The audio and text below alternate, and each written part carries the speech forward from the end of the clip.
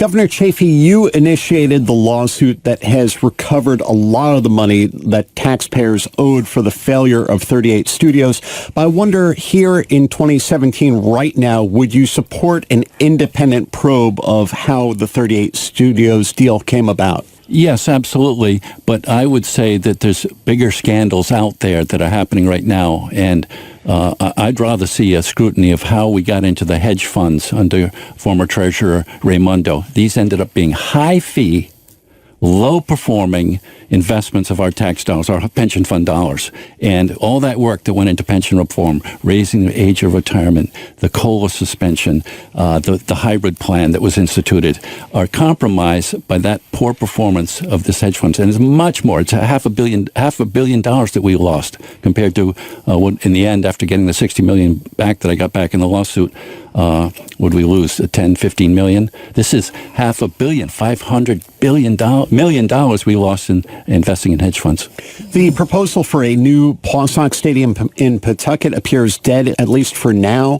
I wonder, how do you come down on that proposal? Do you support that proposal, or do you think Governor Raimondo took the right position there by not supporting it? I don't think Governor Raimondo took a position, and her team negotiated it, and then she told the mayor of Pawtucket, Mayor Grebian, that she supported it on Friday, and by Monday she'd withdrawn her support. And that's kind of what we've seen over the last 2 years. Well, let's talk about you. What about you? Do you support that proposal or not? I'm very consistent, and I ran for governor in 2010 at a press conference saying I do not believe in corporate welfare. And the owners of the Pawtucket Red Sox are very, very wealthy people, and many of them were Rhode Islanders and now live in Florida to avoid the Rhode Island taxes.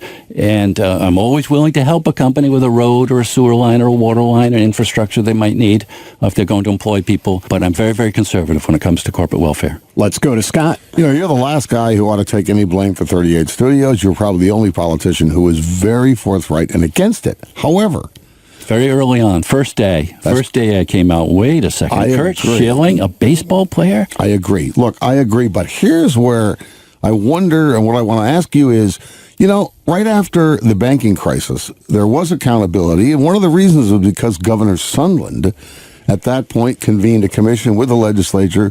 He also appointed the Vartan-Gregorian Commission. Gregorian, you'll recall, was president of Brown University.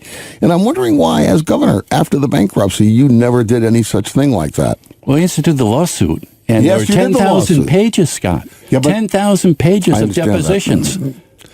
What more could you ask for? 10,000 pages of everybody being deposed and what they said on the record. Yes. Open. And Max Wistow, my attorney, let's open. There was no redaction or none withdrawn and none lost. You had it all.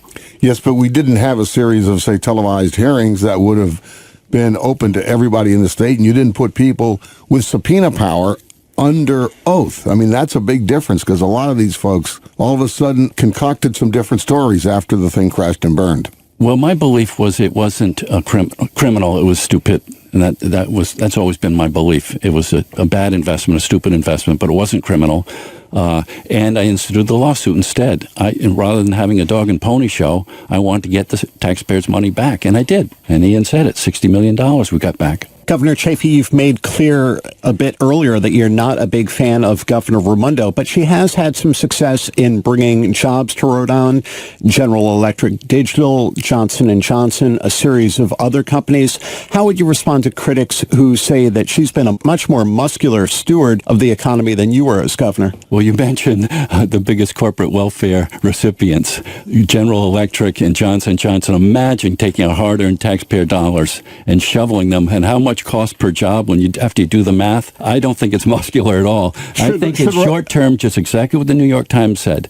Short-term thinking. And all she does is want to get some cranes in the air, and she doesn't care how much it costs. Should Rhode Island unilaterally disarm when most other states use these same kinds of economic incentives to spur job growth? Well, I shared the New York Times study. They did a 3-part study on these incentives, and they said they're foolhardy, senseless, and short-sighted. And they said it doesn't work. They do not work, these programs. And that's the way I believe. Rhode Island would be better off with it? Especially not to Johnson & Johnson and General Electric. So they can have another jet or another house in the Hamptons.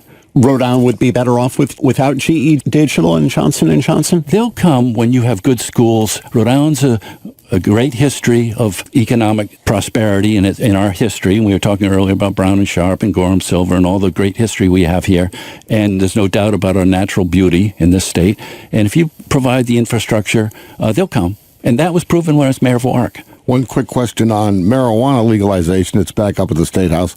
We know Massachusetts is going to legalize marijuana next July 2018. What would your policy be towards marijuana? How should we deal with it?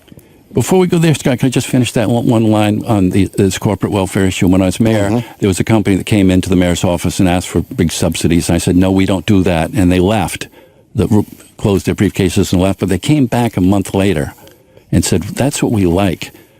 Everybody's going to be treated the same. And they built which company was it? Beacon Mutual. Okay. And they did build their building. They do employ 200 people. Right. Again, so I have experience. Right, but that's playing tough with somebody. It was tough to tell them no. Beacon Mutual was also a state-created entity that probably couldn't be anywhere but Rhode Island, if you think about it. They could have been in Johnston or Newport. They came to Warwick. They like the way we do business.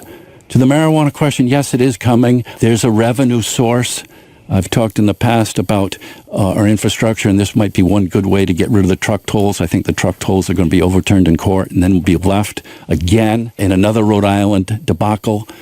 After all the work's been done, the money's been spent, we don't have the revenue. So if I were the General Assembly, I'd look very closely at a dedicated stream of this marijuana money going towards infrastructure and getting rid of the truck tolls. Pot for potholes? That's what I call it, yes. You remember that. The Raimondo administration hopes to launch in July a new $20 million DMV computer system. This whole effort was launched many years ago by your predecessor, Don Carcieri. So you did not initiate this process, but nor was this process finished during your time in office. The time grew longer and the cost increased. How come? Well, we did get wait times down at the DMV. And I'm talking about the computer system. Yes, but we'll say I would visit the DMV frequently and work with the employees there. How are our wait times? And that's what it's all about, keeping our wait times down. And now this computer system, as you said, has been going on for years, it seems. It's a Hewlett-Packard system. We even got Meg Whitman, the CEO of this monstrous billion-dollar company, to come to DMV to talk to the employees, saying, we're committed to making this work. So I went right to the top. And let's just hope when they turn the switch, it's a lot better than you have. And we're almost